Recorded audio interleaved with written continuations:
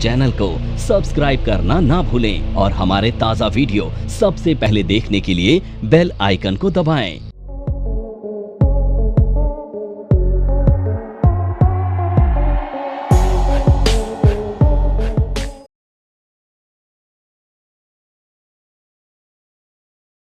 आज से एक नया टॉपिक चालू हो रहा है, इनकम टैक्स एक्ट, है ना। अकाउंटेंट के पॉइंट ऑफ व्यू से बहुत इम्पोर्टेंट टॉपिक है ना। तो आपको ध्यान रखना है, जितनी आपने सीट बेल्ट पुराने वाले टॉपिकों में कस रखी थी उससे ज़्यादा टाइट करनी पड़ेगी अगर अच्छी राइड लेनी है, नहीं तो सारी राइड में धक्के ही खाते रहोगे। ध्यान रखना है, इनकम टैक्स इंपॉर्टेंट टॉपिक है, एक एक टॉपिक बहुत ज़्यादा इंपॉर्टेंट है, इसको ध्यान से पढ़ना है। अभी जो आप TDS में 192 पढ़ के आए थे वो इस इनकम टैक्स वाले टॉपिक का 10% भी नहीं है, तो उसमें अगर इतना लड़खड़ा रहे तो यहाँ सोचो क्या हालत होगी। इसलिए अभी पहले दिन बता रहा हूँ, fasten your seat belt more tight than earlier. जितनी अभी तक बांध रखी थी उससे ज़्यादा टाइट कर लेना कम सीट की बेल्ट, अगर अच्छी राइड का एंजॉय करना है, नहीं तो प्रॉब्लम हो जाएगी। और अकाउंटेंट वो अकाउंटेंट ही नहीं जिसे इनकम टैक्स ना आता हो, फिर तो बेकार है वो। इनकम टैक्स में अच्छा, जनरल बैलेंस में इनकम टैक्स के बारे में क्या जानते हो आप? इन जनरल इनकम टैक्स समझ आते हैं क्या? सुनने में आते क्या समझ आता है? तो इनकम टैक्स डायरेक्ट टैक्स है और ये सब एनुअली मतलब पे होता है। हाँ बिल्कुल सही कह रहे हो। GST के बारे में किस किसने सुना है? गुड्स एंड सर्विसेज टैक्सेस पे लगते हैं, वो इनडायरेक्ट टैक्स रहता है sir. Goods and services tax होता है और वो इनडायरेक्ट टैक्स होता है। इनडायरेक्ट टैक्स का मतलब the tax which is collected by somebody else and the borne cost of the that cost is borne by somebody else। मतलब इनडायरेक्ट टैक्स वो टैक्स होता है जो कलेक्ट और पे करने की जिम्मेदारी किसी और के पास है और उसका जो जर्क है, उसका जो बर्डन है वो शिफ्ट को वो कोई और करता है, पे करता है। यानी कि कस्टमर उसकी कॉस्ट को बियर करता है लेकिन सरकार को पहुंचाने की जिम्मेदारी व्यापारी की, वो होता है इनडायरेक्ट टैक्स। जब भी ऐसा होगा कि व्यापारी बीच में आ जाएगा या कोई एक मिडिलमैन बीच में आ जाएगा जो नीचे से टैक्स कलेक्ट करके गवर्नमेंट के पास पहुंचा रहा है, तो सारे केस में इनडायरेक्ट टैक्स हो जाएगा। कस्टम हो गया, एक्साइज हो गया, GST हो गया, सब इनडायरेक्ट टैक्स है।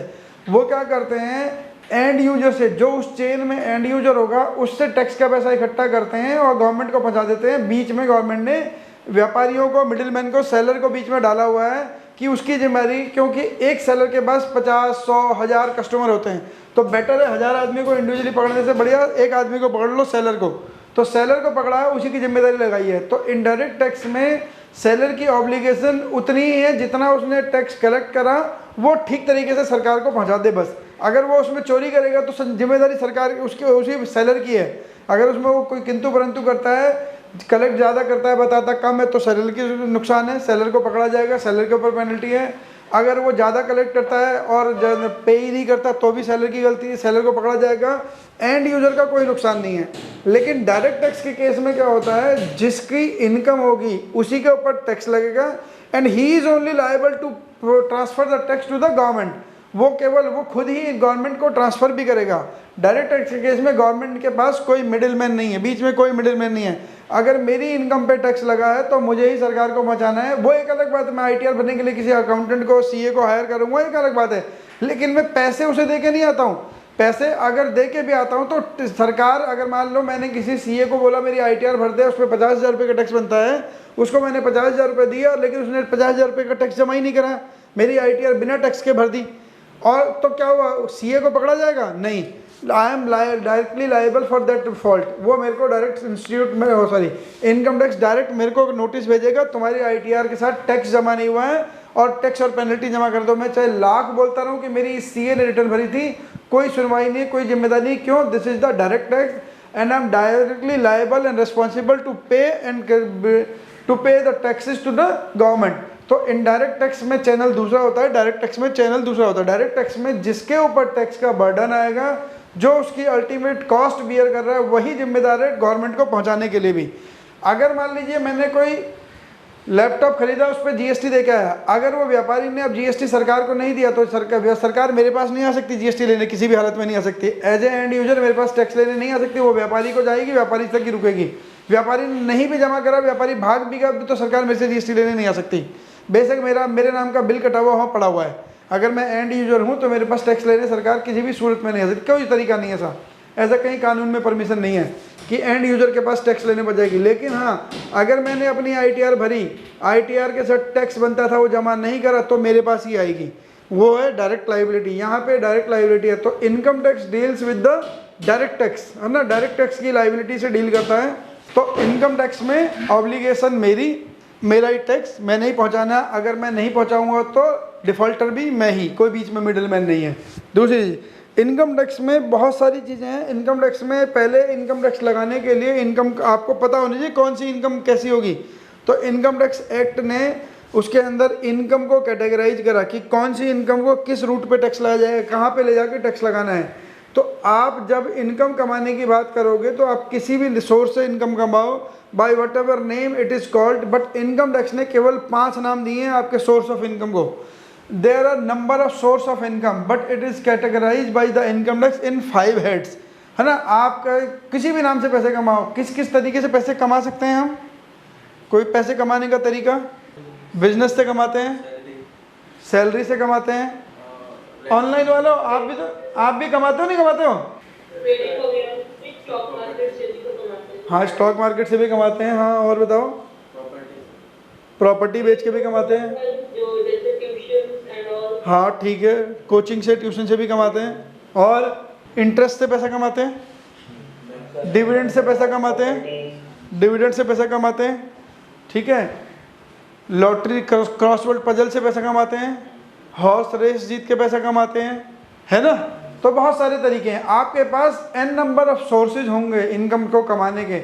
लेकिन इनकम टैक्स जितने नंबर ऑफ सोर्सेज हैं उतनी ही इनकम टैक्स को कैलकुलेट करने के, इनकम को और टैक्सेबल इनकम को कैलकुलेट करने की मेथोडोलॉजी बनाएगा, तो कई साल लग जाएंगे आपको भी और उसको भी, और फिर उसकी इंटरप्रिटेशन को करने में। तो इनकम टैक्स ने सभी सोर्स ऑफ इनकम को 5 कैटेगरी में कर दिया है, कैटेगराइज कर दिया है 5 तरह की क्लासों में।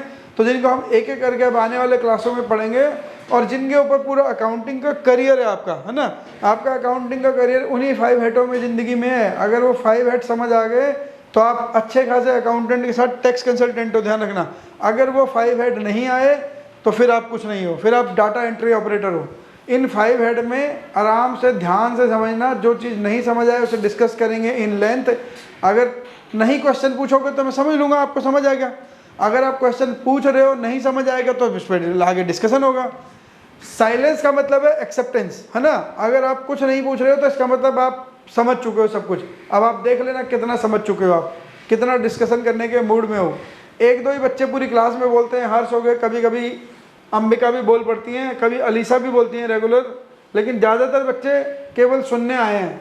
ये प्रवचन नहीं हो रहा है कि सुन के यहीं झाड़ के चले जाओ, ये आपके कैरियर का चीज़ें हैं। कैरियर ध्यान रखो, इसके ऊपर आपको कल को नौकरी करनी है इसी के बेस पे। फिर यही वाली क्लास याद आएंगी, यूट्यूब पर ढूंढ रहे हो कहाँ मिलेगी। NIFM कुछ दिन बाद यूट्यूब से हटा देगा इन्हें, नहीं तो सारा कोर्स यूट्यूब से कर लोगे आप लोग। तो इसलिए आप अपनी मेमोरी पे ज़्यादा भरोसा रखो, यूट्यूब पे बाद में रखना। आपको अपनी मेमोरी पे भरोसा होगा तो किसी ने कुछ पूछा आपसे तो उस टाइम यूट्यूब ढूंढोगे तो कैसी इमेज आएगी आपकी, सोचो ज़रा। अभी तो ठीक है, लर्निंग स्टेज है, लर्निंग में तो आपको 2-4 बार यूट्यूब पे वीडियो देखने पड़ेंगे, लेकिन आज से आदत रखो कि मैं मैक्सिमम चीज़ अपनी मेमोरी पर रिटेन करूँगा, डिस्कस करूँगा, समझूंगा।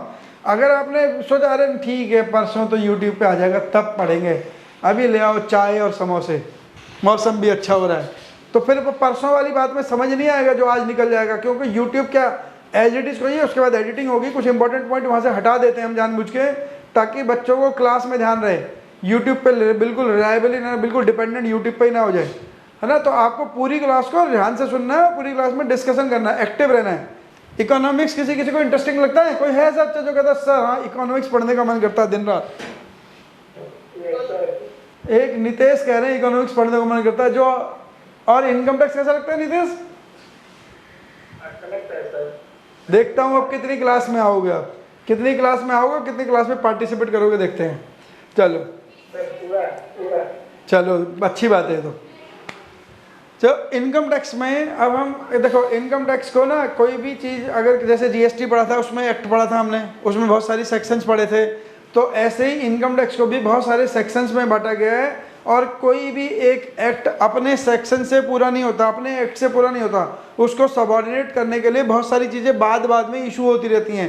पहले इनकम टैक्स एक्ट बना, उस एक्ट के हिसाब से अब बीच में जोग्राफिकल, इकोनॉमिकल, सोशल चेंजेज हो रहे हैं, उसके हिसाब से इनकम टैक्स एक्ट को अपडेट भी करना पड़ता है। ये जो इनकम टैक्स हम पढ़ रहे हैं ये इनकम टैक्स एक्ट 1961 कहलाता है, यानी कि पहली बार ये इनकम टैक्स 1961 में नोटिफाई हुआ था, एप्लीकेबल हुआ था 1 अप्रैल 1962 से। 1 अप्रैल 1962 से एप्लीकेबल हो गया था, नोटिफाई हुआ था 1961 में। तो this is called income tax act 1961। तो हम 1961 का इनकम टैक्स एक्ट पढ़ रहे हैं, और आपके और मेरे सबके पैदा होने से पहले का इनकम टैक्स एक्ट है, उतना पुराना इनकम टैक्स एक्ट पढ़ रहे हैं। तो आपको क्या लगता है कि ये उतना ही पुराना इनकम टैक्स होगा, एज इट इज ऐसे ही पढ़ा होगा तब से आज तक? चेंजेज हुए होंगे, नहीं हुए होंगे? इनकम टैक्स एक्ट आपको क्या लगता है उतना ही पुराना चल रहा होगा ये 1961 से? इसमें चेंज हुए होंगे? हाँ, नोटिफिकेशन से भी चेंज होता है, बजट से भी चेंज होता है ना। हर साल एक फाइनेंस बिल आता है जो, हाँ, साल में 4 बार फाइनेंस बिल आता है, फरवरी में, और 5वें साल बजट 2 बार आता है ना। साल में 4 बार फरवरी में बजट आता है जो 1 अप्रैल से एप्लीकेबल हो जाता है। लेकिन जिस साल इलेक्शन होता है, लोकसभा का इलेक्शन, जैसे आपकी बार था लोकसभा इलेक्शन, तो इस साल 2 बजट आएंगे। एक बजट फरवरी में आ गया, जिस बजट को बोलते हैं interim budget. Interim budget means सरकार अपनी फ्यूचर प्लानिंग बताती है इंटरिम बजट को लेकर। जब 2024 के इलेक्शन के हुए थे, इलेक्शन अनाउंस होने थे, उससे पहले फरवरी में सरकार ने इंटरिम बजट पेश करा था, ये मान के, ये बताने के लिए कि अगर हम दोबारा आए तो हम इन प्रोविजनों को फॉलो करेंगे, इन प्रोविजन को अप्लाई करेंगे। अब हो सकता है सेम सरकार रिपीट हो जाए, हो सकता है सेम सरकार ना भी रिपीट हो, लेकिन इंटरिम बजट तब तक होता है जब तक नई लोकसभा का गठन नहीं हो जाता, तब तक वो एप्लीकेबल है। अब अगर बजट लोकसभा में दोबारा लोकसभा बन गई, 18वीं लोकसभा इस्टेब्लिश हो चुकी है, अब इसी जुलाई में नया बजट आने वाला है, उस बजट को बोलते हैं फुल बजट। वो फाइनल बजट होता है। ये जो फरवरी में आया था ये इंटरिम बजट होता है, और ये केवल इलेक्शन ईयर में ही आता है, हर 5 साल में आता है, इलेक्शन ईयर में आएगा।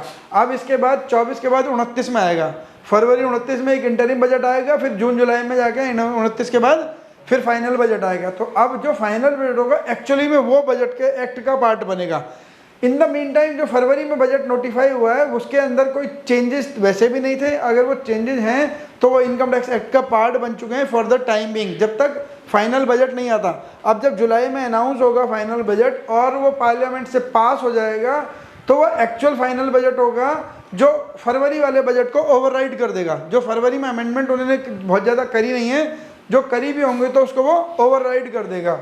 तो फरवरी वाला बजट को ओवरराइड कर देगा जुलाई वाला बजट, और फाइनल बजट ही जो एक्ट का पार्ट बन जाएगा, इनकम टैक्स एक्ट का पार्ट। और जो भी चेंजेज होंगे अब वो पूरे साल काम करेंगे जो इस साल हम कमा रहे हैं, है ना। इसलिए फरवरी में आता है। फरवरी में आने का मतलब है वो 1 अप्रैल 2024 से नोटिफाई होता है। तो 1 अप्रैल 24 से लेके 31 मार्च 25 जितने भी पैसे, जिस भी सोर्स से आप पैसे कमाओगे, उस पैसे के ऊपर कैसे टैक्स देना होगा, क्या इनकम टैक्स होगा, क्या टैक्स का रेट लगेगा, किस इनकम को कैसे ट्रीट किया जाएगा, आपके ऊपर ऑफिसर क्या नोटिस भेज सकते हैं, कौन से ऑफिसर के पास क्या पावर है, वो सारी चीज़ें वहाँ दी जाती हैं। अगर कोई चेंज होगा है तो, अगर कोई चेंज नहीं है, मान लीजिए किसी ऑफिसर की पावर में कोई चेंज नहीं आया, किसी ऑफिस के डेजिग्नेशन में कोई चेंज नहीं आया, इसकी जुरिडिक्शन में कोई चेंज नहीं आया, तो जो पुराना चला रहा है वो तो चला ही आ रहा है। लेकिन जहाँ जहाँ चेंजेस होते हैं वो बजट के थ्रू नोटिफाई होते हैं। अब बजट आ गया जुलाई 2024 में, उसके बाद क्या होगा कि हो सकता है बजट की वजह से किसी को, किसी इंडस्ट्री को, किसी एक ग्रुप स्पेसिफिक को कोई इशू हो उसमें, तो वो 1-1.5 महीने का पीरियड होता है जो लोकसभा से पास होने में टाइम लगता है उसे, है ना। उसे पास होने में अगर किसी को होगा तो रिप्रेजेंटेशन देगी वो, उस एसोसिएशन के, इस इंडस्ट्री के लोग रिप्रेजेंटेशन देंगे लोकसभा के मेंबर्स को, लोकसभा को अपना मिनिस्ट्री ऑफ फाइनेंस को अपनी रिप्रेजेंटेशन देंगे। मिनिस्ट्री ऑफ फाइनेंस लोकसभा में प्रपोजल रखेगी, चाहे तो वो अपने उस बजट में अमेंडमेंट कर सकती है, चाहे तो एज इट इज पास करा दे, लोकसभा में मेजोरिटी के ऊपर डिपेंड करता है। वैसे सरकार अब मिली जुली है तो ज़्यादा डिक्टेटरशिप वाला बजट चला नहीं पाएगी, है ना, उसे माननी पड़ेगी, विपक्षी दलों की बात भी माननी पड़ेगी, अपने जो संयोजक घटक हैं उनकी बात भी माननी पड़ेगी। ठीक है, फाइनेंस मिनिस्ट्री में जो डोमेन एक्सपर्ट उन्हीं क्या होता है, वो होल्ड ज़्यादा तो सेंट्रल गवर्नमेंट का ही होता है जिसके पास पावर है। तो लेकिन वो चाहे तो वो चेंज कर सकती है, चाहे तो न चेंज करे, डिपेंड करता है लोकसभा से पास होगा या नहीं होगा। तो फाइनेंशियल बिल में जब पास हो गया तो पास होने के बाद कई चीज़ें ऐसी होती हैं कि बजट उस टाइम बनता है तो उस टाइम सारी चीज़ें देखी नहीं जाती। सारी चीज़ें देखी, मान लीजिए कुछ चीज़ उसमें छूट गई बजट में नोटिफाई करने, तो या बजट में उन्होंने बजट में पास करा ली, लेकिन वो क्या करते हैं उसे नोटिफाई करना पड़ता है। तो नोटिफाई जब तक नहीं होगा तब तक वो एप्लीकेबल नहीं होगा। तो नोटिफाई करने के लिए लेटर डेट चुन लेते हैं वो, जब जैसे जैसे उन क्लॉजों को नोटिफाई करेंगे ऐसे ऐसे एप्लीकेबल होगा।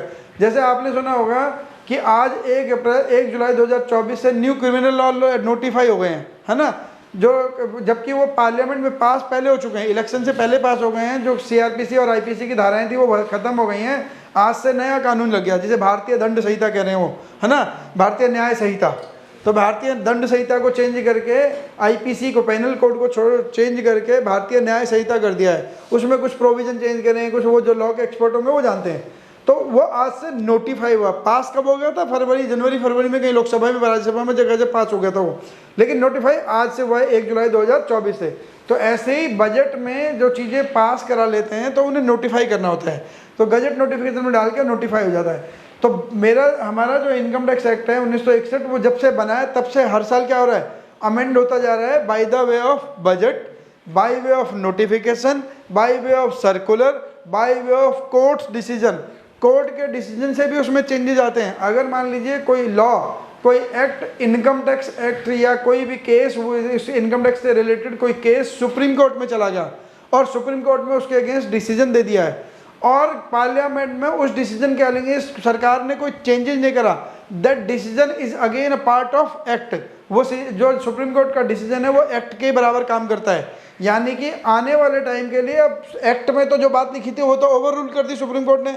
मान लीजिए इनकम टैक्स ने आज बोल रखा है कि 2.5 लाख रुपए तक की इनकम नहीं होती, इनकम पे टैक्स नहीं लेंगे। किसी ने सुप्रीम कोर्ट में जाके चैलेंज कर दिया कि इतनी महंगाई में 2.5 लाख रुपए की इनकम से कुछ नहीं होता, और सुप्रीम कोर्ट को ये बात समझ आई। सुप्रीम कोर्ट ने बोला ठीक है 2.5 लाख की लिमिट को बढ़ा के हम 5 लाख कर रहे हैं। तो 2.5 लाख की लिमिट को बढ़ा के सुप्रीम कोर्ट ने 5 लाख कर दिया और पार्लियामेंट में उसके ऊपर कोई अगेंस्ट दोबारा पार्लियामेंट ने बोला नहीं, हम इनकम टैक्स, हम इस सुप्रीम कोर्ट की रूलिंग को ओवर रूल कर रहे हैं, हम पार्लियामेंट में लिमिट थी 2.5 लाख की जगह 3 लाख कर रहे हैं, 5 लाख नहीं कर रहे हैं। तो अगर उन्होंने पार्लियामेंट में कोई चेंज नहीं करा तो फिर वो लिमिट 5 लाख हो जाएगी बाय डिफॉल्ट सबके लिए।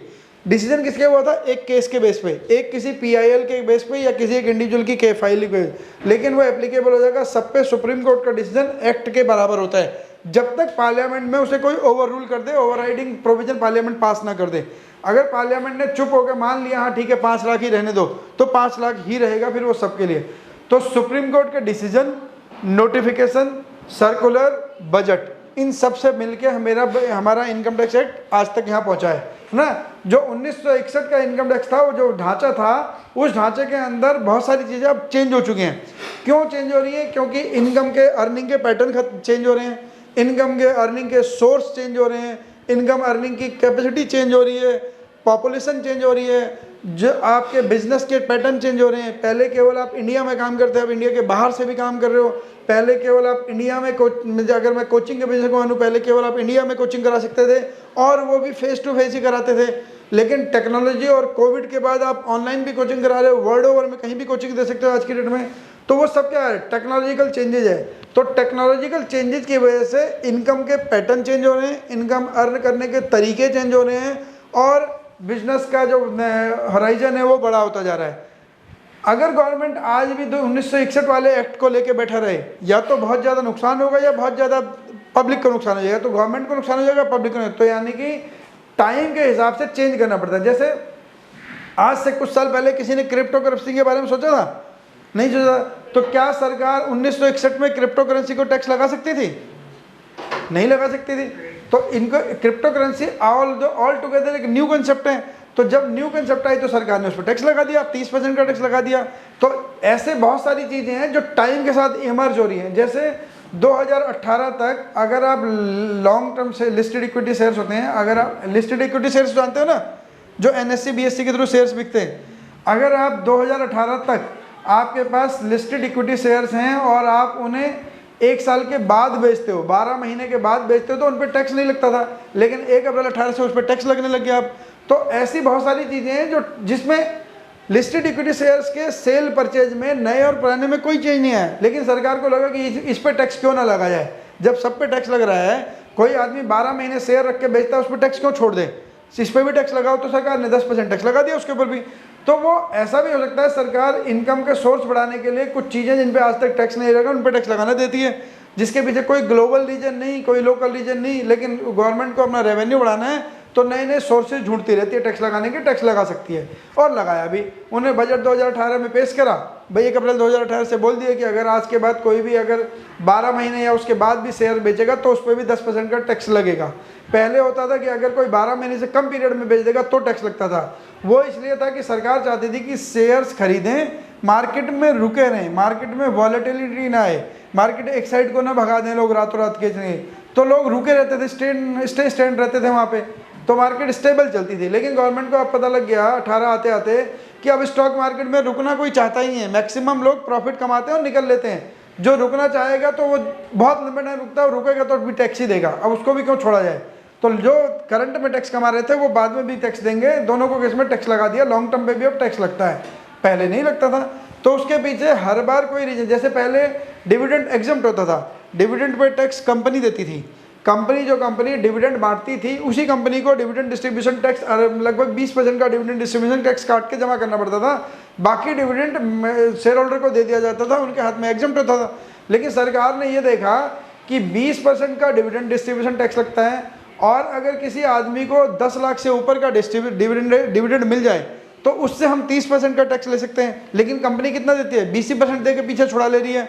तो सरकार को ये तो नुकसान हो रहा है। कंपनी दे रही है 20%, उस आदमी के हाथ में 50 लाख का डिविडेंड गया, जिस पर टैक्स कितना लगा 20%, और 50 लाख उसके पास क्या आ गए, एग्जम्प्ट आ गए। लेकिन अगर डिविडेंड सीधे असेसी के हाथ में लगा दे तो टैक्स लगेगा 30%। तो सरकार को लगा 20% का हमारा 10% का नुकसान हो जा रहा है। तो सरकार ने डिविडेंड डिस्ट्रीब्यूशन टैक्स खत्म कर दिया, और dividend is now taxable in the hands of recipient. जो जिसको डिविडेंड मिलेगा उसके हाथ में टैक्सेबल है। दूसरा, डिविडेंड पे टैक्स लगाने के लिए रीजन ये था कि जो FIIs होते हैं, जो फॉरेन इंस्टीट्यूशनल इन्वेस्टर्स थे इंडिया में, उनको 2 बार टैक्स लग जा रहा था।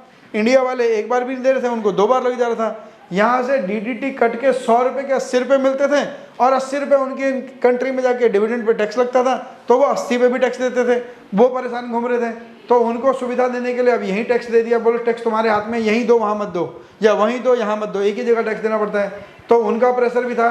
तो कई बार ग्लोबल प्रेशर की वजह से भी टैक्स में अमेंडमेंट करनी पड़ती है। तो वो ग्लोबल प्रेशर था कि डिविडेंड पे टैक्स लगाना पड़ेगा सरकार को, यहाँ पे टैक्स हटा, पहले एग्जम्प्ट होता था यहाँ पे, वो भी समस्या थी। तो income tax act is a compilation of circulars. Income tax act अपने आप में बजट के साथ चेंज होता है, उसके बाद सर्कुलर्स होते हैं, नोटिफिकेशन होते हैं और एक्सप्लेनेशन होती हैं। अब सर्कुलर दे दिया, नोटिफिकेशन दे दिया, अब उसके बाद भी कन्फ्यूजन है इन पब्लिक, जनरल पब्लिक में कन्फ्यूजन है, समझ नहीं आ रहा, तो उसके लिए एक अलग से एक्सप्लेनेशन दी जाती है, ये वाली बात का मतलब ये वाला है, तो एक्सप्लेनेशन भी दी जाती है। कई सारे प्रोविजन की एक्सप्लेनेशन अलग से डाली जाती है, तो एक्ट के लिए एक्सप्लेनेशन भी जरूरी है। अब नोटिफिकेशन और सर्कुलर और नोटिफिकेशन में थोड़ा सा डिफरेंस है। Circular are binding on the income tax department officials. जितने भी सर्कुलर हैं वो इनकम टैक्स डिपार्टमेंट के ऑफिसरों के ऊपर बाइंडिंग है, उनके स्टाफ के ऊपर बाइंडिंग है। लेकिन notification are binding on both the party as well as SSC and income tax department. Notification में जो बात लिखी होगी वो एसएससी को भी माननी है और डिपार्टमेंट को भी माननी है, उसका पालन एसएससी को भी और डिपार्टमेंट को भी करना है। लेकिन जो सर्कुलर में बात आएगी वो डिपार्टमेंट के लोगों के लिए है, एसएससी के लिए नहीं है। तो नोटिफिकेशन और सर्कुलर में ये फ़र्क होता है, बस छोटा सा फ़र्क है। दोनों के देखो, जितने भी सर्कुलर, नोटिफिकेशन, एक्सप्लेनेशन इशू होते हैं आज की डेट में उन्हें करता है कौन करता है यार, पता है कुछ? Central board of direct tax, CBDT issue करता है, central board of direct taxes, ये लिखा हुआ CBDT इशू करता है, सेंट्रल बोर्ड ऑफ डायरेक्ट, ये नीचे कंप्लीट डिटेल है।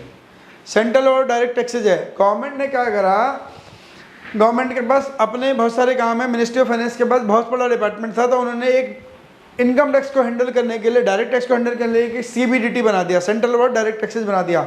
एक GST को हैंडल करने के लिए, क्योंकि फाइनेंस मिनिस्टर के नीचे, वो भी GST भी फाइनेंस मिनिस्टर के नीचे आता है, तो उसके लिए CBIC है, central board of indirect taxes and custom, है ना, उसके लिए CBIC हैंडल करता है। GST से जो रिलेटेड है, GST, कस्टम और उससे रिलेटेड एक्साइज से जितनी चीज़ें हैं उनके चेंजेस को CBIC हैंडल करता है, central board of indirect taxes and custom, तो वहाँ CBIC है और यहाँ पर CBDT है।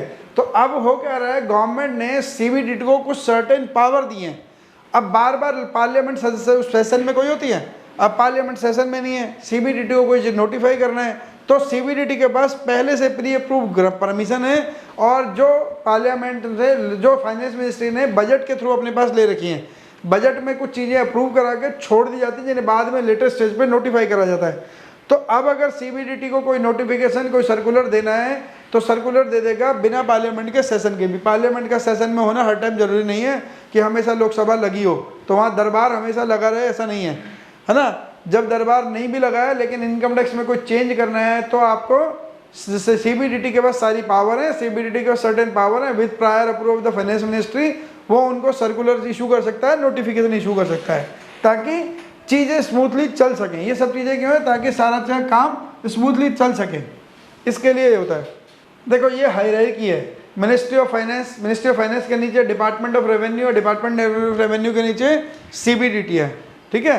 तो सीबीडीटी इस ऑर्डर में काम करता है, सीबीडीटी ऊपर को नीचे से काम करता है। मैं सीबीडीटी रिपोर्ट करता है रेवेन्यू, डिपार्टमेंट ऑफ रेवेन्यू को, डिपार्टमेंट रेवेन्यू रिपोर्ट करता है मिनिस्ट्री ऑफ फाइनेंस को, ताकि वो हायरार्की बनी है, काम बटा हुआ है। मिनिस्ट्री ऑफ फाइनेंस का काम है लोकसभा से जो चीज़ें पास करा के लानी है, राज्य से जो चीज़ें पास करा के लानी है, उन प्रपोजल को लोकसभा और राज्यसभा टाइम पे पेश करता है, उन्हें पास करा के डिपार्टमेंट ऑफ रेवेन्यू को पकड़ा देता है, डिपार्टमेंट रेवेन्यू आगे डेलीगेट कर देता है ये चीज़ें सीबीडीटी को, उनके एग्जीक्यूशन का काम सीबीडीटी का।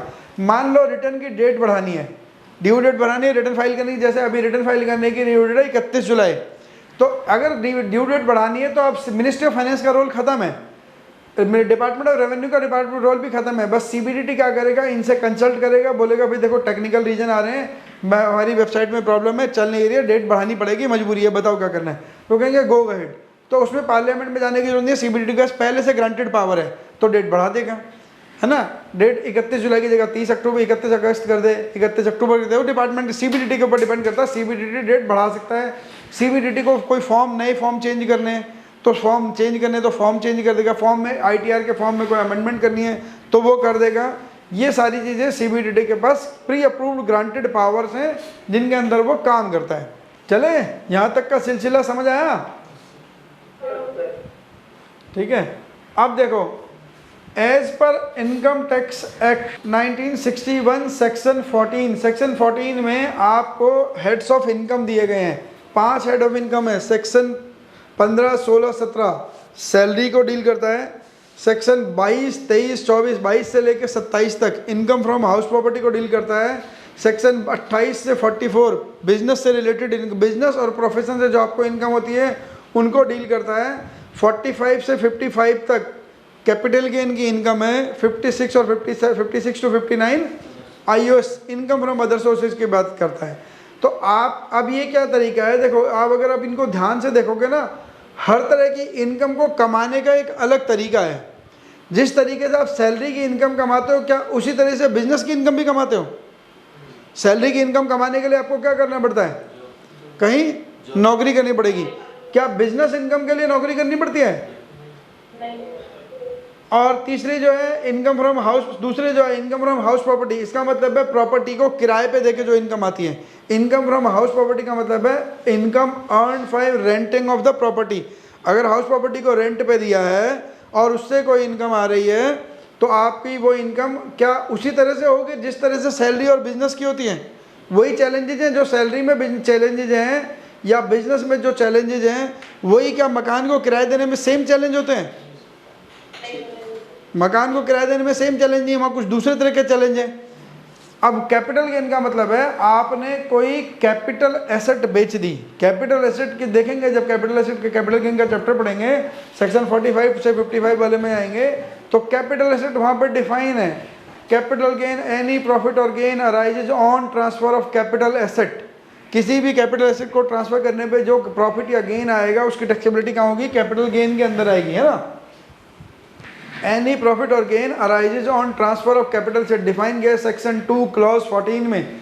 सेक्शन 2 क्लॉज 14 में पढ़ोगे तो हालांकि मैंने आपको क्या बोला, कैपिटल गेन कहाँ से? सेक्शन 45 से सेक्शन 55, लेकिन आपको पढ़ा क्या रहा हूँ मैं? Section 2 clause 14। क्यों? क्योंकि क्लॉज 2 सेक्शन 2 के अंदर सभी चीज़ों की डेफिनेशन दी है जो पूरे इनकम टैक्स में एप्लीकेबल है। सेक्शन 2 एक ऐसा सेक्शन होता है, इनकम टैक्स का भी सेम है और जीएसटी का भी है, कुछ वर्ड देखो इनकम टैक्स में ना कुछ वर्ड स्पेसिफिक वर्ड होते हैं जिन्हें डिफाइन करना जरूरी है, अदरवाइज आप उसका मीनिंग नहीं निकाल पाओगे। हर एक आदमी का अगर आप इनकम टैक्स एक्ट या जीएसटी एक्ट कुछ शब्दों का डेफिनेशन ना दे, उनकी डेफिनेशन ना दे, तो हर आदमी की इंटरप्रिटेशन अलग हो जाएगी। मैं आपको अभी आने वाली क्लास में पढ़ दिखाऊंगा कि इस पेड का मतलब बताओ क्या होता है, हिंदी मीनिंग बताओ। हिंदी मीनिंग तो पता होगा ना, पे कर दिया किसी को, अरे ऑनलाइन वाले बच्चों पेड का मतलब तो पता है ना, किसी को पैसे दे दिए, पेड का मतलब किसी को पैसे दे दिए ना। तो मैं आपको ये बोल रहा हूँ इनकम टैक्स वाले इतने बढ़िया लोग हैं, जब आप सेक्शन 43 पढ़ोगे तो पेड का मतलब कुछ और है, ध्यान रखना। जब यहाँ 22 में चले जाओगे, हाउस प्रॉपर्टी में चले जाओगे, तो पेड का मतलब कुछ और है। पेड की इंटरप्रिटेशन अलग है, एक ही शब्द की दो इंटरप्रिटेशन है। तो इसलिए इनकम टैक्स एक्ट में पहले बोल रहा था कि अपनी सीट बेल्ट ज़्यादा टाइट बांध के रखना, मतलब ज़्यादा अटेंशन देनी पड़ेगी। एक शब्द के दो सेक्शन में अलग अलग मीनिंग है, तो ध्यान रख लेना। आई बात समझ में? तो आपको ध्यान ये रखना है कि आप किस हेड में काम कर रहे हो, किस हेड से इनकम कमा रहे हो, ताकि उसकी इनकम को, ग्रॉस इनकम को टैक्सेबल इनकम कैसे बनाया जाएगा। मान लो आपकी सैलरी है 70,000 रुपये, साल भर में आपने कमाए 8,40,000 रुपये, क्लियर है? अब अगर सरकार आपसे ये बोले पूरे 8,40,000 रुपये टैक्स दे दो, तो कैसा लगेगा? सर बड़ा अच्छा लगेगा, हम देश को 5 ट्रिलियन इकोनॉमी बनाना चाहते हैं, हम तो 8,40,000 ही पूरे दे देंगे सरकार को। है कोई ऐसा? आप टैक्स की बात कर रहे हो, हम तो पूरे दे देंगे, नहीं है ना कोई। देखो इस 8,40,000 को कमाने के लिए आपने कुछ पैसा खर्च करा होगा भाई, ऑफिस आने जाने का किराया, आपकी अपनी मेंटेनेंस, है ना। अगर वर्क फ्रॉम होम हो तो आप हाफ पैंट में भी काम कर सकते हो, लेकिन ऑफिस जाना होगा तो ऑफिस के हिसाब से आपको मेंटेन करना पड़ता है, तो वो खर्चा भी है, आने जाने की ट्रांसपोर्टेशन कॉस्ट भी है। तो यानी कि इस 8,40,000 को कमाने के लिए आपने कुछ तो इसमें कॉस्ट इनकर करी है। तो और सरकार कह रही है मैं आपसे पूरे में टैक्स लूँगा, तो जो मैंने कॉस्ट इनकर करी उसका क्या, कुछ अन्याय सा लगेगा नहीं लगेगा? अगर देखो यही 8,40,000 रुपये अगर आपने मकान किराए पे दिया होता, 70,000 रुपये महीने पे आपने मकान किराए पे दे दिया, तो सरकार पता क्या कहती है, आप इसमें से 30% घटा दो, सीधे सीधे, कुछ मत सोचो। 8,30,000 का 30% घटा दो, जो बचेगा उस पर टैक्स देने की बात करेंगे, फिर सोचेंगे उसमें और क्या घटा सकते हैं। 30% तो घटाने को मिलेगा। क्यों घटाने को मिल रहा है? जो मकान आपने किराए पे दिया है उसकी कभी वाइट वॉश भी कराते होगे, कभी रिपेयर मेंटेनेंस भी कराते होगे, कभी पानी का नल खराब हो रहा है, कभी इलेक्ट्रिसिटी की कुछ प्रॉब्लम आ रही है, वो सब चीज़ें भी मकान मालिक कराता है ना। तो 30% उसके खर्चे घटाने को मिलते हैं। और ये जो बिजनेस प्रोफेशन है, मान लो आपकी सेल, इस साल की सेल 8,40,000 रुपये सेल कह रहा हूँ, तो क्या यही इनकम भी है आपकी? इसमें आपने ऑफिस मेंटेन कर रहे होगे, स्टाफ को सैलरी दे रहे होगे, बिजली पानी का खर्चा होगा, सारे खर्चे घटाने को मिलते हैं ना बिजनेस में। तो इस पे पूरा टैक्स देते हो आप? नहीं। सेम इस पे एप्लीकेबल है, सेम इस पे एप्लीकेबल है। तो इसमें अब क्या हो रहा है, लेकिन यहाँ पे भी फिर आपको कुछ खर्चे मिलने चाहिए, सैलरी में भी तो कुछ खर्चे घटाने को मिलने चाहिए ना। तो सैलरी में भी कुछ खर्चे सरकार ने अलाउ करे, सेक्शन 16 के अंदर कुछ डिडक्शन दी हुई है आपको। सेक्शन 16 में 3 तरह की डिडक्शन है ना, स्टैंडर्ड डिडक्शन, एंटरटेनमेंट अलाउंस और professional tax. Section 16(1)(a), section 16(2) और सेक्शन 16(3), 3 डिडक्शन है इसके अंदर। तो वो डिडक्शन अलाउड है ताकि आपकी पूरी 8,40,000 रुपये टैक्स ना लग जाए। प्लस इसके अंदर कुछ अलाउंसेज भी घटाने को मिलते हैं। सेक्शन 10 में जाओगे तो वहाँ अलाउंसेज भी घटाने को मिलते हैं। तो बहुत सारी चीज़ें मिलेंगी, आपसे पूरे 8,40,000 रुपये टैक्स नहीं लिया जाएगा, लेकिन आपको एक चांस दिया जाएगा कि 8,40,000 इज योर ग्रॉस इनकम। इस ग्रॉस इनकम को टैक्सेबल इनकम में कन्वर्ट कर सको। जब आप ग्रॉस इनकम को टैक्सेबल इनकम में कन्वर्ट करते हो by applying certain deduction and exemption allowed under this section, इन्हीं सेक्शन के अंदर जो अलाउड है, इन्हीं हेड्स के अंदर जो अलाउड है, तो आपको जी टैक्सेबल इनकम पे आओगे। ऐसे ही पीजीबीपी, ऐसे हाउस प्रॉपर्टी की, ऐसे ही कैपिटल गेन की, ऐसे ही आईओएस की। तो लेकिन हर इनकम में क्योंकि कमाने का तरीका अलग है, हर इनकम को अर्न करने का तरीका अलग है, तो डिडक्शन भी अलग है। ध्यान रख रहे हैं, जो डिडक्शन सैलरी वालों को मिलती है वो बिजनेस वालों को नहीं मिलेगी, जो बिजनेस वालों को मिलती है वो हाउस प्रॉपर्टी को नहीं मिलेगी, जो हाउस प्रॉपर्टी की मिलती है वो किसी और को नहीं मिलेगी। हर इनकम को अर्न करने का तरीका अलग, तो हर इनकम के अगेंस्ट की जाने वाली, क्लेम की जाने वाली डिडक्शन और एग्जम्पशन भी अलग हैं, वो भी अलग हैं। क्यों? अब इनकम टैक्स ने इतने साल के रिगरस एक्सपीरियंस, इतने साल के रिगरस चेंजेस के बाद ये सारी चीज़ें सीख के डेवलप कर ली हैं, और जो नहीं हो रही है आने वाले टाइम पे चेंज होंगी। बजट आता ही इसलिए कि पिछले कुछ ऐसा देखो, जो बजट बना रहे हैं, जो बजट को इम्प्लीमेंट कर रहे हैं, वो भी ह्यूमन बीइंग हैं, तो वो भी क्या होता है, एक्सपीरियंस से सीख रहे हैं, और उनके एक्सपीरियंस की कॉस्ट तो एसएससी को भुगतनी है। उनके एक्सपेरिमेंट की कॉस्ट का नुकसान क्या है? एसएससी का नुकसान है। तो उनको क्या है, उनको तो फ्लोट करने से मतलब है, लेकिन फिर भी वो बहुत सारी चीज़ें सोच के करते हैं।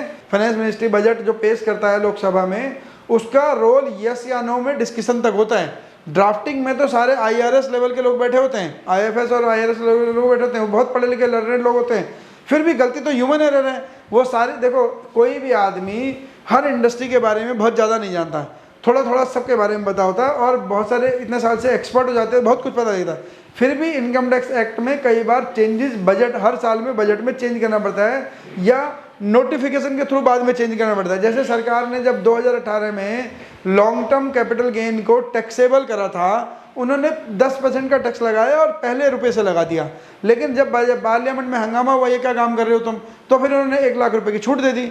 यानी कि आज की डेट में अगर आपने लॉन्ग टर्म कैपिटल गेन कमाया है from the sale of listed share, और वो long term capital gain 1.25 lakh रुपए का है, तो आपको 25,000 रुपये टैक्स देना है, 1 लाख पे नहीं देना है। पहले जब प्रपोजल आया था बजट में, पूरे 1 लाख 1.25 लाख पे टैक्स देना था। तो वो चेंज आ जाता है, जब कई बार चेंज आ जाता है, कई बार इम्प्लीमेंट होने के बाद पता लगता है ये गलत इंप्लीमेंटेशन होगी, तो भी चेंज हो जाता है। दोनों तरफ से, सरकार के लिए नुकसान होगा तो भी सरकार चेंज कर देगी, एसएससी का नुकसान होगा तो भी एसएससी नुकसान, तो एसएससी चिल्लाएगा तो सरकार को फिर चेंज करना पड़ेगा, एसएससी को बेनिफिट देना पड़ेगा। तो वो सारी चीज़ें बाद में सर्कुलर और नोटिफिकेशन से हो जाती हैं। तो सैलरी की इनकम के लिए सेक्शन 15, सेक्शन 16, सेक्शन 17 आपको पढ़ना है। बस छोटे से 3 सेक्शन है, जिनमें से आप बहुत सारी चीज़ें सेक्शन 192 में पढ़ चुके हो। हाँ, 192 में पढ़ चुके हो, तो सेक्शन 15, 16, 17 बहुत कुछ वहाँ पढ़ चुके हो। तो आपको अभी आसान लगना चाहिए, और आपको पार्टिसिपेट करना है। नेक्स्ट क्लास से ध्यान रख लेना, 192 पढ़ा हुआ है सबने। तो अब सैलरी की इनकम कमाने के लिए आपको कहीं जॉब करनी पड़ेगी। हाउस प्रॉपर्टी की इनकम के लिए आपको प्रॉपर्टी किराए पे देनी पड़ेगी। प्रॉपर्टी आपने किराए पे दी है, तो आपको ये देखना पड़ेगा क्या अपनी प्रॉपर्टी किराए पे दे सकते हो, या किसी और की प्रॉपर्टी किराए पे दोगे तो भी इनकम आपकी हाउस प्रॉपर्टी में आएगी। मतलब आपने मिस्टर ए से ये ऑफिस किराए पे लिया 60,000 रुपये पर मंथ, और आपने किसी मिस्टर सी को ये ऑफिस किराए पे दे दिया 90,000 रुपये पर मंथ। क्या ये जो आपको सी से 90,000 रुपये पर मंथ मिल रहे हैं, ये हाउस प्रॉपर्टी की इनकम है या नहीं है? अच्छा, ऐसे चलते हैं। ये जो डी है, डी ने ए से प्रॉपर्टी किराए पे ली, डी ए को हर महीने 60,000 रुपये दे रहा है, तो जो ए को हर महीने 60,000 रुपये मिल रहे हैं, ए की हाउस प्रॉपर्टी की इनकम है या नहीं है? हेलो, है ना? और जो सी से डी को मिल रहे हैं 90,000 रुपये हर महीने, ये सी है ना यहाँ पे बैठा हुआ, सी से डी को हर महीने 90,000 रुपये मिल रहे हैं, तो डी की इनकम हाउस प्रॉपर्टी की इनकम है या नहीं है? वही ऑफिस 60,000 वाला ऑफिस आ गया, उसने डी ने क्या करा, सी को 90,000 में चढ़ा दिया। अब डी क्या करता है, सी से हर महीने 90,000 लेता है, 60,000 ए को पकड़ा देता है। तो मेरा क्वेश्चन ये है कि जो डी को 90,000 रुपये मिल रहे हैं, क्या वो डी को जो सी से 90,000 रुपये आ रहे हैं हर महीने, क्या वो हाउस प्रॉपर्टी की इनकम है या नहीं है? हाँ, तो बस ऐसी दुविधाओं को देखना है ना, जब हाउस प्रॉपर्टी लेंगे तब जब पढ़ेंगे कि है या नहीं है। ऐसी देखो, ये भी तो आ तो प्रॉपर्टी से ही रही है ना इनकम भाई। इसी प्रॉपर्टी से ए को इनकम रेंटल इनकम आ रही है, इसी प्रॉपर्टी को जब डी से आ रही है तो डी को आ रही है, तो आप हम कह रहे हैं रेंटल इनकम नहीं है। तो जबकि सी डी को क्या दे रहा है, हर महीने रेंट ही दे रहा है, लेकिन डी की इनकम हाउस प्रॉपर्टी की इनकम होगी या नहीं होगी वो देखना पड़ेगा। तो ऐसे जो चैलेंजेज हैं उनको एक एक हेड में अलग अलग जाके देखेंगे। मान लीजिए आपने कोचिंग सेंटर खोला, और उसमें पूरे साल में बस एक बच्चे ने एडमिशन कराया जिसने आपको 5,000 रुपये की फीस दी है, उसके बाद कोई नहीं एडमिशन हुआ।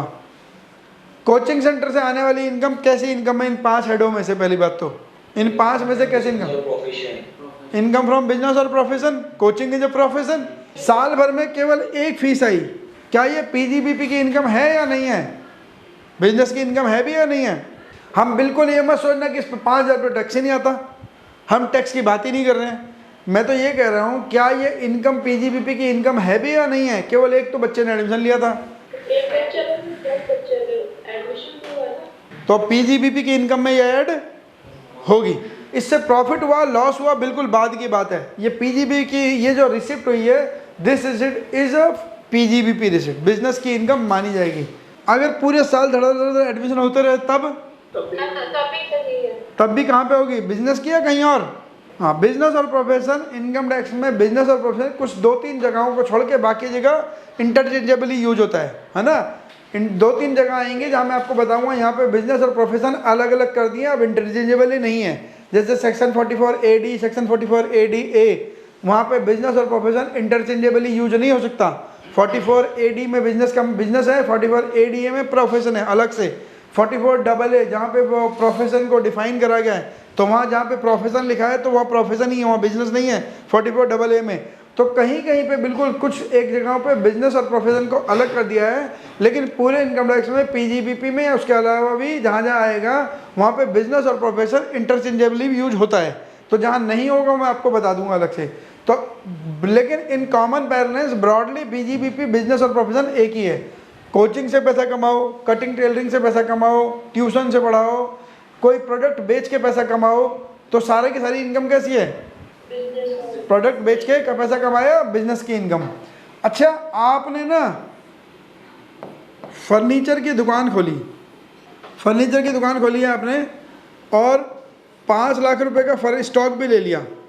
ये दुकान खोली आपने 29 मार्च, क्योंकि दुकान खोलते हम तो मुहूर्त देखा जाता है।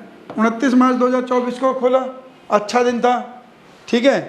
तो आपने 29 मार्च को दुकान खोल ली, लेकिन 31 मार्च को फाइनेंशियल ईयर क्लोज होगा नहीं होगा? हाँ जी, ऑनलाइन वाले बच्चों, आप 31 मार्च 2024 को फाइनेंशियल ईयर क्लोज हो गया, but there is no sale, no product sold in this period. इस पीरियड में कोई भी प्रोडक्ट नहीं बिका। तो क्या आपने पीजीबीपी की एक्टिविटी करी या नहीं करी? इनकम टैक्स के पॉइंट ऑफ व्यू से बिजनेस की इनकम हुई या नहीं हुई? बता, सोच के बताओ जरा। इनकम टैक्स के पॉइंट ऑफ व्यू से बिजनेस इनकम हुई या नहीं? नो गुड्स सोल्ड, यहाँ लिख देता हूँ, no product sold in this period. इन 3 दिनों में कोई प्रोडक्ट बिका नहीं, नो प्रोडक्ट सोल्ड, यानी कि सेल 0 है आपकी। तो क्या पीजीबीपी की इनकम होगी या नहीं होगी? बस इतना पूछ रहा हूँ। एक बार जोर से जयकारा लगा दो कि पक्का नहीं होगी। जयकारा का मतलब इनकम टैक्स वाला जयकारा, अभी बोल जय माता दी बोलने मत लग जाना कि नहीं होगी। पक्का हो, आप कंफर्म हो, बदलोगे नहीं तो अपनी आप से, अपनी बातों से कि ये क्या हुआ अचानक बदल गया कोई बच्चा? मैं तो पहले अच्छा, होगी बिजनेस है, बिजनेस इनकम होगी, कोई प्रोडक्ट नहीं बिका है, नहीं होगी। 8 बच्चे हैं ऑनलाइन, मतलब 7 बच्चे ऑनलाइन, 3 ऑफलाइन, 10 में से बाकी एक अंबिका कहनी है इनकम होगी, बाकी सब मना कर रहे। पक्की बात है? मैं तो जिधर बहुमत होगा उधर चले जाऊंगा। हाँ जी, नहीं होगी। अच्छा, अब एक बात बताओ, ठीक है कोई बात नहीं, अभी आप इस हिसाब से, इस एंगल से आपने सोचा नहीं ना आज तक। आप इनकम को हमेशा पॉजिटिव सेंस में सोचते हो। आप इसका profit and loss account draft करो जरा, अपने कॉपी में बनाओ। P&L बनाना, कॉपी में P&L एक लाइन का बन जाएगा। P&L बनाना आता है ना सबको? बनाओ जरा P&L। देखो वो आ गए। P&L के डेबिट साइड में परचेज आएगी, क्रेडिट साइड में इनकम 0 आएगी। तो इनकम में से खर्चे घटाओगे तो क्या आता है? प्रॉफिट। इनकम तो मेरी 0 है, खर्चे मेरे 5 लाख के हैं, तो क्या होगा? लॉस होगा, प्लस लॉस होगा। लेकिन अभी इसमें क्या है? 5 लाख का अनसोल्ड स्टॉक है। देखो अब इसलिए मैं कह रहा हूँ आपको P&L बनाना पड़ेगा। आपको बिना P&L बना आप किसी का आंसर दे ही नहीं पाओगे। परचेज 5 लाख रुपए, सेल 0, क्लोजिंग स्टॉक 5 लाख का। अब इसके कुछ ऑपरेटिंग खर्चे भी होंगे इन 2 दिन में, कुछ खर्चा भी तो करा होगा इन 2 दिन में। ऑपरेटिंग खर्चे डालो यहाँ पे, मान लीजिए 10,000 रुपये के ऑपरेटिंग खर्चे। अब बताओ प्रॉफिट कितना, लॉस कितना? 10,000 का लॉस हो गया। 5,000 का स्टॉक, 5,000 का क्लोजिंग स्टॉक, लॉस नहीं है जब तक उसके अंगे ऑपरेटिंग या कोई और खर्चे नहीं आएंगे। इस स्टॉक को लाने में हो सकता है हमने 50,000 रुपये माल ढुलाई के भी लगाए हो, तो वो भी खर्चा आएगा। 3 दिन का रेंट भी बुक करोगे वो भी खर्चा आएगा। तो जितने भी अब इसको इस स्टॉक को होल्ड करने के लिए जो खर्चे हैं ना, वो भी खर्चे तो क्लेम करोगे इसी पीरियड में। अकाउंटिंग में आप पढ़ के आए हो ना, all the expenses related to the particular financial year shall be recorded in that financial year. Matching concept पढ़ के आए हो ना कि इस फाइनेंशियल ईयर के खर्चे 31 मार्च 24 तक के जो भी खर्चे हैं वो तो 31 मार्च 24 तक के P&L में डालोगे नहीं डालोगे। तो जितने भी इसमें खर्चे आएंगे इन 2 दिन 3 दिन में, वो सारे 25 से 30 तक, 6 या 29 से 30 तक 3 दिन के अंदर जितने भी खर्चे आएंगे वो सारे खर्चे यहाँ डालोगे। तो उसके बाद क्या आएगा आपका कुल मिला के लॉस। तो ये मेरा कहने का मतलब ये है, income tax deals with income as well as loss. तो इस साल में आपको क्या होगा, बिजनेस हेड के अंदर लॉस आएगा 50,000, 60,000, 10,000 जो भी ऑपरेटिंग खर्चे हैं। स्टॉक खरीदने से लॉस नहीं आएगा, क्योंकि जितने का स्टॉक खरीदा उतने क्लोजिंग स्टॉक में जाके पार्क हो गया। तो 5 लाख का डेबिट, 5 लाख का क्रेडिट क्लोजिंग स्टॉक में, उससे लॉस नहीं आएगा। लॉस किससे आएगा, इन बिटवीन जो खर्चे हुए हैं आपके, चाहे 100 रुपये के खर्चा हुआ तो बुक, तो जैसे ही अकाउंटिंग में खर्चा बुक करोगे 100 रुपये का, 3 दिन बैठ के 100 रुपये की चाय पी ली, ठीक है, चलो ठीक है, रेंट नहीं दिया, बिजली का बिल नहीं आया, पानी का बिल नहीं आया, 3 दिन में कुछ नहीं आया, 100 रुपये की चाय पी ली, इधर उधर मीटिंग करने के चले गए, कन्विंस हो गया, जो भी खर्चा होगा, जो वट एवर अमाउंट, वो सारे लॉस तो P&L में बुक करोगे ना। तो ट्रेडिंग और प्रॉफिट एंड लॉस अकाउंट में जब लॉस बुक करोगे तो वही लॉस है। तो PGBP या कोई भी हेड एक्सेप्ट सैलरी, सैलरी को छोड़ के किसी भी हेड में आपको लॉस हो सकता है और लॉस आपको क्लेम करने को मिलता है। Income tax do not allow any losses in the salary head. Income tax मानता है कि सैलरी के हेड में कोई लॉस होता ही नहीं कभी, जबकि वो उसकी गलत कंसेप्ट है, गलत कंसेप्ट है, ऐसा पॉसिबल नहीं है। बहुत से लोगों को सैलरी के हेड में लॉस होता है। सैलरी के हेड में लॉस कैसे होता है, मान लीजिए मैंने 1 अप्रैल 23 से लेकर 31 मार्च 24 तक किसी कंपनी में काम करा, हर महीने 1 लाख रुपए की सैलरी है, तो पूरे साल में कितनी सैलरी अर्न होगी, 12 लाख, 12 लाख की सैलरी अर्न होगी। तो 12 लाख की सैलरी अर्न होगी। अब मुझे ITR फाइल करनी है 31 जुलाई तक, 31 जुलाई 2024 तक ITR फाइल करनी है।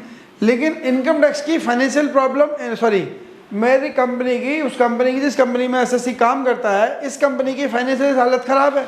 इस कंपनी ने क्या बोला, लास्ट के 2 महीने सैलरी नहीं दी, इस कंपनी ने इसे सैलरी दी केवल 10 लाख रुपए की, 2 महीने सैलरी नहीं दी। भाई अभी फाइनेंशियल पोजीशन ठीक नहीं है, जैसे ही फाइनेंशियल पोजीशन ठीक होगी दे देंगे, हम कहीं भाग रहे हैं क्या, बात समझ आई। तो सैलरी मिली कितनी उसे, 10 लाख मिली। तो हाँ, तो 10 लाख की सैलरी मिली। यहाँ ITR में मेरा क्वेश्चन बस आपसे सिंपल, ITR में 12 लाख सैलरी दिखाओगे या 10 लाख दिखाओगे, 12 लाख दिखाओगे। 2 महीने की सैलरी मिली आपको ITR भरने की डेट तक, नहीं मिली। क्यों, अब आपको 12 क्यों दिखानी पड़ रही है, क्योंकि सैलरी में सेक्शन 15 में लिखा है, salary is taxable on the due और received whichever earlier basis. Section 15 कहता है कि सैलरी ड्यू और received whichever is earlier के बेस पे टैक्सेबल हो जाएगी। तो ड्यू तो पहले हो गई, रिसीव नहीं हुई तो ड्यू बेस पे टैक्सेबल हो गई ना, ड्यू बेस पे टैक्सेबल। तो अब मान लो फाइनेंशियल हालत कंपनी की ठीक ही नहीं, मैंने वो नौकरी छोड़ दी और ये 2 लाख रुपए मुझे कभी मिले ही नहीं, लेकिन मैंने उस साल टैक्स कितने पे दे दिया, 12 लाख पे। जो 2 लाख सैलरी मुझे मिली ही नहीं, उस पर जो मैंने टैक्स दे दिया, उसका कोई बेनिफिट मिलेगा आने वाले सालों में? Answer is no. Income tax की डिक्शनरी में सैलरी पे लॉस का कोई कंसेप्ट नहीं है ना। तो इनकम टैक्स कहता है सैलरी वालों को लॉस होता ही नहीं, जबकि वो गलत कंसेप्ट है, गलत कंसेप्ट है। वो एक अलग बात है कि इनकम टैक्स ऐसे काम, ऐसे लॉसेज के लिए कोई स्ट्रॉन्ग मैकेनिज्म नहीं बना पा रहा कि एम्प्लॉय और एम्प्लॉयर नेक्सस ना बना लें और लॉस ना दिखाना लग जाए, तो वो चुपचाप बैठा है, टैक्स लगाया जा रहा है ना। तो एम्प्लॉय और एम्प्लॉयर नेक्सस ना बना ले, इस बेस पे वो कोई मैकेनिज्म डेवलप नहीं कर पा रहा उस नेक्सस को तोड़ने के लिए, तो सैलरी के लॉस को कंसिडर ही नहीं कर रहा। वो डिपार्टमेंट की एक्ट बनाने वालों की प्रॉब्लम है कि उस नेक्सस को तोड़ने के लिए कोई लॉ नहीं, कोई तोड़ नहीं बना पा रहे, कोई मैकेनिज्म डेवलप नहीं कर पा रहे हैं, और इसलिए वो दिमाग भी नहीं लगा रहे हैं। क्यों लगाएंगे, डिपार्टमेंट को तो फ़ायदा है, सरकार को तो उल्टा फ़ायदा है। किसी ने 10 लाख कमाए, 12 लाख पे टैक्स दे रहा, सरकार क्यों अपना नुकसान करेगी? और सब कर रहे हैं, दे रहे हैं लोग टैक्स, तो सरकार को प्रॉब्लम ही नहीं है। जिसके ऊपर टैक्स का बर्डन है वो टैक्स दे ही रहा है, तो सरकार को क्या प्रॉब्लम है? जहाँ प्रॉब्लम होती है लोग चिल्लाते हैं, वहाँ नहीं सुन रही है सरकार। और ये कोई इन सरकार का करावा नहीं है, पहले से ऐसा ही है। मैं यह नहीं कर रहा इसी सरकार ने ऐसा कर रहा है, पहले से ऐसा है, 61 से एक्ट में ऐसा ही आ रहा है। सैलरी के ऊपर लॉस माना ही नहीं जाता। हाँ, सैलरी के अगेंस्ट और लॉस घटाने को मिल जाते हैं, हाउस प्रॉपर्टी का मिल जाएगा और पीजीबीपी का तो नहीं मिलता, बाकी लॉस घटाने को मिल जाते हैं, लेकिन सैलरी का अपना लॉस माना ही नहीं जाता कि सैलरी में लॉस होगा, ऐसा मानती ही नहीं सरकार। तो सैलरी को कमाने का तरीका अलग, सैलरी को टैक्सेबल बनाने का तरीका अलग, इनकम फ्रॉम हाउस प्रॉपर्टी के लिए कमाने का तरीका अलग, रेंटल इनकम जितना रेंट है सारा टैक्सेबल नहीं होगा। तो सेक्शन 15 जो ये सबके हेड के आगे जो सब पहले सेक्शन लिखे हैं, all these section are charging section of these heads, इन सेक्शन को बोलते हैं चार्जिंग सेक्शन। चार्जिंग सेक्शन का मतलब ये स्कोप डिफाइन कर देंगे, आपके लिए एक बाउंड्री लाइन खींच देंगे कि इस बाउंड्री लाइन के अंदर आने वाली इनकम यहाँ पे टैक्स होगी। अगर आपको चार्जिंग सेक्शन किसी के समझ आ गए तो आगे इनकम को कैलकुलेट करने का तरीका आसान समझ आ जाएगा। दूसरा, आपको ये कन्फ्यूजन नहीं होगा कि ये वाली इनकम को रेंटल इनकम बनाऊं, बिजनेस इनकम बनाऊं या मैं सैलरी की इनकम बनाऊं। जैसे एग्जांपल के लिए मान लीजिए आप एक बिल्डर हो, आप क्या करते हो, प्रॉपर्टियां खरीद रहे हो, डेवलप कर रहे हो और इनको सबको किराए पे दे दे रहे हो। मेरी बढ़िया सी ड्राइंग को इग्नोर करो, बस बिल्डिंग देखना ही है, ऑफिस बिल्डिंग है। तो ये जो ऑफिस बिल्डिंग बनी है, आपका काम है ये ऑफिस बिल्डिंग डेवलप करते हो, इनको सबको रेंट पे चढ़ा रखा है। तो जो इन बिल्डिंगों से किराया आ रहा है, क्या वो हाउस प्रॉपर्टी की इनकम है या नहीं है? है। इनकम जो इससे रेंट की इनकम आ रही है वो हाउस प्रॉपर्टी इनकम है। बस जब सेक्शन 22 पढ़ोगे तो आपकी विचारधारा बदल जाएगी। ये रेंटल इनकम हाउस प्रॉपर्टी की इनकम नहीं है, प्रॉपर्टी से ही आ रहा है, रेंटल ही इनकम है, लेकिन ये हाउस प्रॉपर्टी की इनकम नहीं है। तो यानी कि दुविधा होगी तो सेक्शन 22, जब डर लगे तो हनुमान चालीसा ना, तो ऐसे ही जब इनकम टैक्स में समस्या आए तो चार्जिंग सेक्शन पे चले जाओ, चार्जिंग सेक्शन आपको बता देगा। अगर आपको चार्जिंग सेक्शन में क्लैरिटी आ गई तो आपको आगे दुविधा कम होगी। तो मैं आपको चार्जिंग सेक्शन 22 अभी पढ़ा नहीं रहा हूँ, लेकिन चार्जिंग सेक्शन 22 पढ़ोगे तो आप इसका आंसर नो में दोगे। ये इनकम उसकी, उस बिल्डर की इनकम हाउस प्रॉपर्टी की इनकम नहीं है। और चार्जिंग सेक्शन बनाए ही इसलिए गए हैं ताकि आपको पता लगे कौन सी इनकम को कहाँ ले जाना है ना। अगर चार्जिंग सेक्शन में डाउट है तो आप इनकम में कचरा कर दोगे, फिर गड़बड़ हो जाएगी, मिक्स कर दोगे। अभी तो ठीक है, आप पहली बार पढ़ रहे हो, आपने सही बोला, अपनी जनरल नॉलेज के हिसाब से सही बोला कि हाउस प्रॉपर्टी की इनकम है, लेकिन हाउस प्रॉपर्टी की इनकम नहीं है। सेक्शन 22 ने उसे स्कोप से बाहर कर दिया है। सेक्शन 28 बिजनेस की इनकम, कि कौन कौन सी इनकम बिजनेस की इनकम है, कहाँ से पता लगेगा? सेक्शन 28 को पढ़ने से पता लगेगा, तो वो उसका चार्जिंग सेक्शन है। सेक्शन 45 कैपिटल गेन का चार्जिंग सेक्शन है कि कौन सी इनकम कब आएगी कैपिटल गेन में। तो जब मैं अभी आपको सेक्शन पढ़ के बता रहा था, एनी प्रॉफिट और gain arises on transfer of capital asset shall be taxed under the head capital gain affected during the previous year। तो वो कहाँ लिखा है? सेक्शन 45 में लिखा है कि कोई भी ऐसा प्रॉफिट और गेन जो कैपिटल एसेट को ट्रांसफर करके आता है उसकी टैक्सेबिलिटी कहाँ आएगी? कैपिटल गेन के अंदर आएगी। तो सेक्शन 45 में कैपिटल गेन बताया। अब वहाँ पे जाके दो चीज़ें आ गई इसके अंदर, कैपिटल एसेट और ट्रांसफ़र। तो कैपिटल एसेट को डिफाइन किया है सेक्शन 2 क्लॉज 14 में, ट्रांसफ़र को डिफाइन किया है सेक्शन 2 क्लॉज 47 में। तो क्लॉज 2 और क्लॉज 47 अलग से जाके पढ़ के आने पड़ेंगे हमें, क्लॉज 14 और 47 जाके वहाँ से अलग से पढ़ने पड़ेंगे ताकि ये मतलब पूरा हो सके। वहाँ पे लिखा है any gain arises on transfer of capital asset. तो कैपिटल एसेट क्या चीज़ें पता होना चाहिए हमें, वो कैसे पता लगेगा? जब सेक्शन 2 क्लॉज 14 पढ़ेंगे, वहाँ पे जाके लिखा है कैपिटल एसेट। क्यों? क्योंकि कैपिटल एसेट पूरे इनकम टैक्स में जहाँ आएगा वहाँ से वहाँ के लिए रेफर करने के लिए हमें कहाँ जाना पड़ेगा? सेक्शन 2 क्लॉज 14 में। और ट्रांसफ़र का मतलब जब आएगा तो सेक्शन 2 क्लॉज 47 में जाना पड़ेगा ट्रांसफ़र को ढूंढने के लिए हमें। तो हमें ये मतलब पता नहीं है। 56 कहता है any income which is not specifically related with these 4 heads. अगर कोई भी ऐसी इनकम जो इन 4 हेड में स्पेसिफिकली नहीं आ रही है, इन 4 हेड के चार्जिंग सेक्शन से कवर नहीं हो रही है, तो खुश मत होना, ओहो टैक्स नहीं लगेगा, बाय डिफ़ॉल्ट यहाँ आ जाना अपने आप ही चुपचाप। आपने अगर कोई इनकम इंडिया में कमाई है, कोई भी इनकम जिसका टैक्स इंसिडेंस इंडिया में आ रहा है बाय विर्च्यू ऑफ सेक्शन 9, है ना, जिसे एक्रू अराइज इन इंडिया कहा जाता है।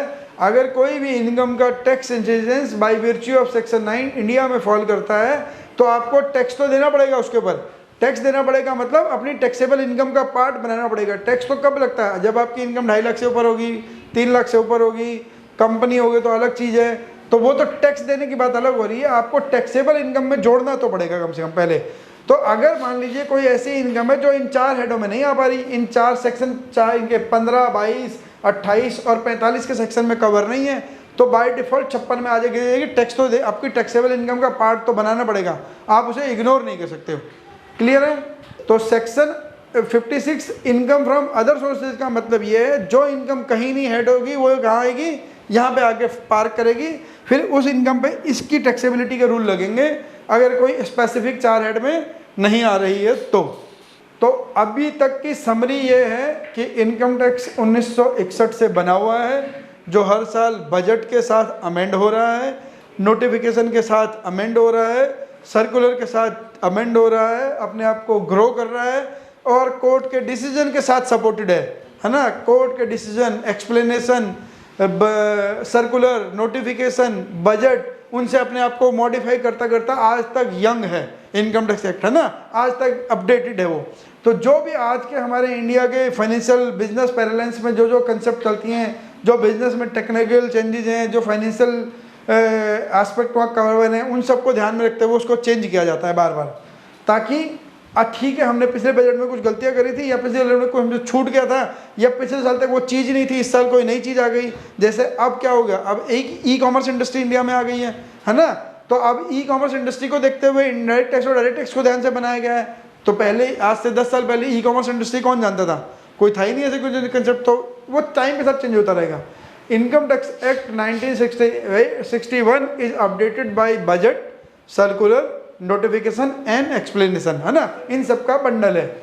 और इनकम टैक्स एक्ट के सेक्शन 14 में आपको 5 हेड्स ऑफ इनकम दिए गए हैं, जिन हेड की हर हेड का एक एक चार्जिंग सेक्शन है। सैलरी का चार्जिंग सेक्शन 15, हाउस प्रॉपर्टी का 22, बिजनेस का पीजीबीपी का 28, है ना, और कैपिटल गेन का 45, आईओएस का 56। तो ये चार्जिंग सेक्शन बताते हैं कि कैसी इनकम कहाँ टैक्सेबल होगी, बस इतना ही बताते हो, कैसी इनकम कहाँ टैक्सेबल होगी। हाँ, मकान को किराए पे दोगे तो कहाँ लगाओगे, बिजनेस कोई प्रॉपर्टी को बेचोगे तो कहाँ पे टैक्स लगाओगे। और हर इनकम को क्योंकि कमाने का तरीका अलग है, तो उसकी ग्रॉस इनकम को टैक्सेबल इनकम बनाने का तरीका भी अलग है। ये सब क्यों पढ़ना है कि ग्रॉस इनकम को टैक्सेबल इनकम कैसे बनाया जाएगा, है ना। जब हमने सेक्शन 1, अभी आपको लेटेस्ट वही याद है, सेक्शन 192, तो सेक्शन 192 में हमने क्या देखा था, किसी आदमी ने 10 लाख रुपए की सैलरी कमाई, उसको अगर हाउस रेंट अलाउंस मिलता था और उसने मकान किराए पे ले भी रखा था तो उसे एचआरए की एग्जम्पशन मिल जाती थी, है ना। किसी आदमी ने, कोई आदमी रिटायर हुआ, उसे ग्रेजुटी मिली, पेंशन मिली, तो क्या जितनी ग्रेजुटी जितनी पेंशन मिलती थी सब पे टैक्स लगता था? नहीं, लेकिन सेक्शन 10 में उसमें डिडक्शन थी ना, कुछ सेक्शन 10 के अंदर कुछ एग्जम्पशन थी, तो उन्हें एग्जम्पशन को क्लेम करते तब वो टैक्सेबल थी। ग्रेजुटी मिलती थी 10 लाख रुपए, टैक्सेबल हो रही है 3 लाख, 4 लाख, 5 लाख रुपए। क्यों? क्योंकि सेक्शन 10 में जाके एग्जम्पशन है आपके पास, तो एग्जम्पशन क्लेम करने के तरीके पता थे। तो ग्रॉस इनकम और टैक्सेबल इनकम में हमेशा डिफरेंस होता है। आपकी सेल हुई 50 लाख रुपए पूरे साल में, क्या 50 लाख पे टैक्स ले लेगी सरकार आपसे? नहीं लेगी। आपने प्रोडक्ट खरीदा भी होगा, उस प्रोडक्ट को फिनिश करा होगा, कुछ और करा होगा, उसमें टैक्स लग गया, चेंज आएगा। तो वो सारे तरीके हैं। तो हर हेड को कमाने का तरीका अलग, हर हेड की टैक्सेबल इनकम को कन्वर्ट करने का अलग, ग्रॉस इनकम को टैक्सेबल इनकम में कन्वर्ट करने का तरीका अलग। तो ये तरीके सीखने हैं पूरे इनकम टैक्स के सेशन में, बहुत इंटरेस्टिंग है। फिर बार बार रिक्वेस्ट कर रहा हूँ कि क्लास कम से कम मिस करना, बहुत ज़्यादा इमरजेंसी हो तो क्लास मिस करना, नहीं तो क्लास मिस मत करना, नहीं तो कनेक्टिंग जो कनेक्टिविटी है ना वो टूट जाएगी। और एक लेसन से, एक क्लास से दूसरे क्लास में जाओगे तो कनेक्टिविटी टूट जाएगी, तो फिर सारा बेकार हो जाएगा।